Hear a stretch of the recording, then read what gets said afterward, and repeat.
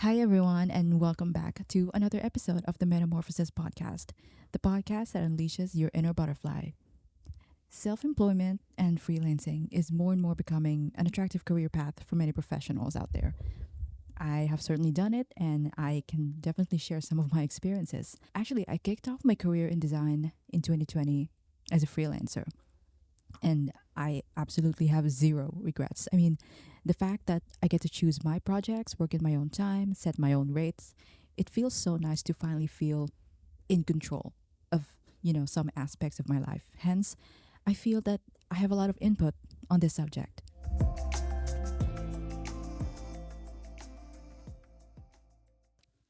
So the reality is self-employment is a business in itself. You are not an employee. You still have to sell yourself like a true business person. Your product is yourself and your services. And this is where a lot of freelancers fall short sometimes.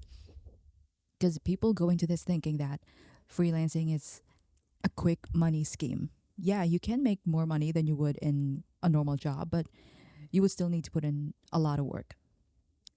People want the freelance lifestyle, but not the freelance patience. In this episode, we're going to cover about like four things: the appeal of self employment, the challenges of self employment. Third, is it for you? How do you know if it's for you? And if you want to try it, how to get started with zero clients.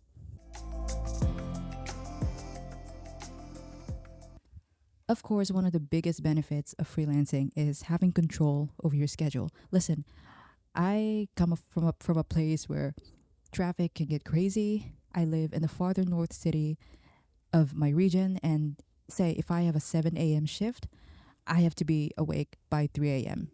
It was not fun. I don't mind getting up early, say for an early morning flight, but to do it every single day, then going home, I would sit in the bus for 2 to 3 hours. I would be lucky to make it home after an hour and 45. So, yeah, that used to be my life. Why couldn't I have moved instead? Well, the salary wouldn't be enough, and if I did, I would be left with no savings, which is, my priority back then, and I still do now. So, after my third job, I thought I just had enough.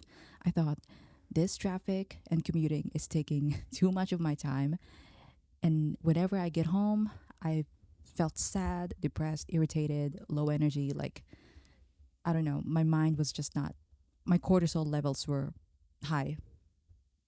And, I've had enough of it, and it's not something I can live with for the rest of my life.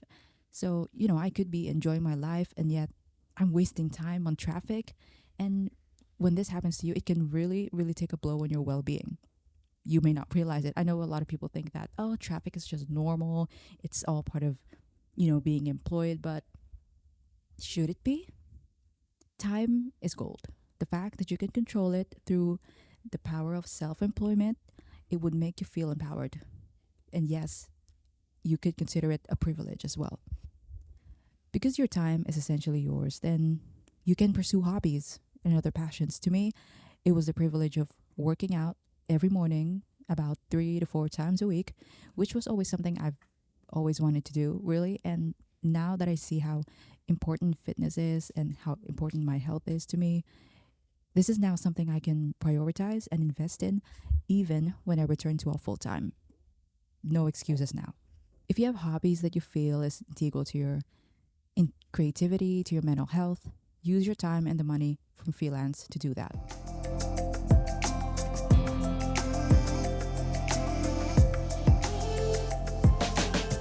I will stand by the belief that freelancing is not a quick way to make money. If it was that easy, everybody would do it, you know? But being self employed means you can acquire multiple sources of income. It can be from your projects, of course, commissions, clients, digital products, content creation, affiliate marketing. The list just goes on and on. And you can even have like your own like actual business, like where you have physical products to sell. But of course, if you're someone like me who doesn't really have the time or energy for all these, I would suggest focusing on 2 to 3 sources of income because with everything, the money is not going to start rolling into your bank account right away. It takes patience and consistency, which I feel guilty about. It's still something I still personally still struggle with.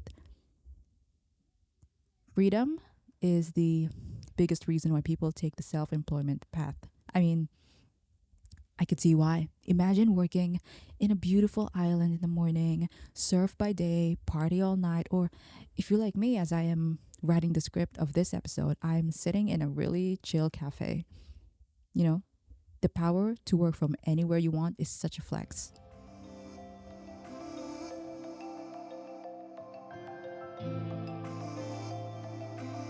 However, working for yourself still comes with its own set of challenges. Of course, there's the financial instability. And as much as we enjoy our freedom, there's this thing we call the freelance feast and famine. And it can happen to anyone. When there's an economic downturn, you can easily lose clients, even if you're one of the best contractors out there. Of course, I wouldn't wish this on anyone, of course. That is why you need to position yourself as a premium contractor.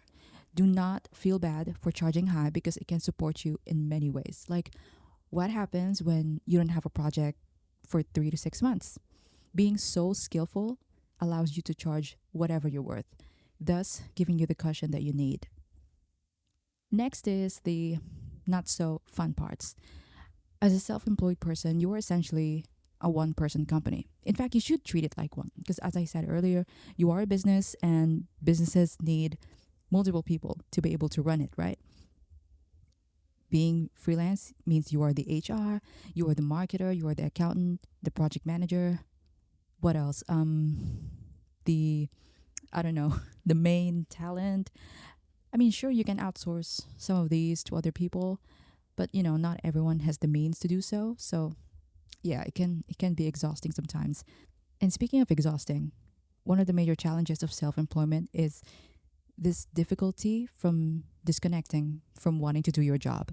Does that make sense? Because there's this constant hustle and grind aspect to freelancing that it can get quite addicting sometimes. And I certainly do feel that way. So I would be a bit guilty for taking a weekday off, right? So even though I have the right to do so and no one is looking for me, I start to think, well, I should be looking for clients, I should be making content, blah, blah, blah. When I have done all that the entire week, I had to realize what is enough for me and give myself a pat on the back for always trying to inch closer to my dream projects. Listen, if it wasn't for freelancing, I would not have learned the power of discipline and motivation. Since I work for no one, I can easily slack off if I want to. And I do feel that self employment will allow you to be a self starter, an independent person, which is always great. But next thing you know, you're always watching productivity videos, reading productivity books and articles, which are not bad by any means. I certainly do that. But it's like you're constantly searching for the right productivity method, and your time can get wasted on those.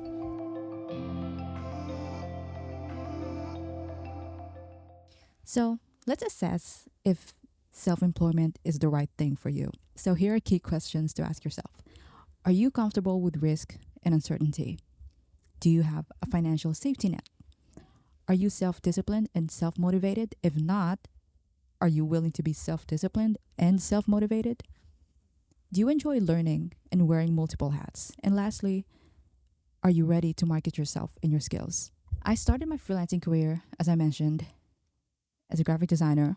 So I had no full-time experience in my field because I used to be a writer, but I stopped enjoying it and I wanted a more visually creative role. So here are some tips as to how you can gradually transition from a 9 to 5 to being your own boss. But please note that this may or may not be applicable to your desired job, so feel free to listen to it, but take it with a grain of salt. One is learn the skill as soon as you can. Two, build a portfolio, and not just a portfolio, but a portfolio worth paying for. And if you're in the creative field, you do not have to post every single work that you do. So it is all about positioning. So, for example, if you're looking to get um, product designer job. You're not going to post your packaging job on your portfolio. It might help, but it's not necessarily what clients or employers are going to look for. Three, practice your communication skills. You do not have to be the best in English because obviously freelancing is a global um, endeavor. Being able to communicate and articulate your thoughts and ideas is going to be very, very beneficial for you. Four, you are never going to feel ready, so might as well start. And you can start by going back to the first point, learning the skill as soon as you can. And lastly, use the vast resources on the internet to learn. Listen to books, podcasts, websites, and just continue to educate yourself throughout the entire process. Self employment, it's a constant state of trial and error. You're not going to get everything right the first time, the first year, the first 2 years. Only there is no one to evaluate you but yourself. And this definitely it will give you this high level of self-awareness that will majorly benefit your business. You'll know what your strengths are and how you can leverage that, or you can fully realize your weaknesses and how you can improve them. So yeah, that is actually it for this episode. I hope you enjoyed it. If you have any thoughts or comments or questions, feel free to email me at the metamorphocast@gmail.com, or if you're listening on YouTube, just leave the comment below. That would Those things are truly, truly appreciated. And don't forget to leave a review on wherever podcast platform you prefer. And I will see you in the next episode. Thank you. Bye.